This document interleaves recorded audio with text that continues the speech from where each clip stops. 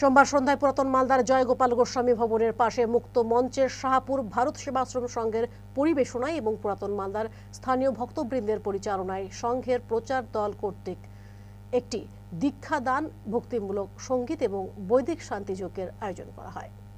এই অনুষ্ঠানে উপস্থিত ছিলেন ভারত সেবাশ্রম সংঘের স্বামীজি দুর্গেশানন্দ মহারাজজি। এছাড়া উপস্থিত ছিলেন ভারত সেবাশ্রমের স্বামীজিগণ সহ অন্যান্য ভারত সেবাশ্রমের ভক্তবৃন্দ। এই অনুষ্ঠানে বিভিন্ন ধর্মীয় বাণীর আলোচনা সহ ভক্তিমূলক সঙ্গীত পরিবেশন করেন স্বামীজিরা।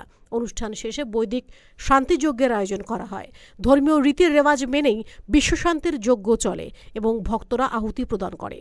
ভারত সেবাশ্রম সংঘের সদস্যরা জানান, প্রতি বছরের ন্যায় এবারও পুরাতন মালদার ৫ নম্বর ওয়ার্ডে জয়গোপাল গোস্বামী ভবনে বিভিন্ন ধরনের দীক্ষাদান সহ ভক্তদের সেবার আয়োজন করা হয়েছিল এবং সন্ধ্যায় বিশ্ব শান্তির জন্য একটি যজ্ঞের আয়োজন করা হয়।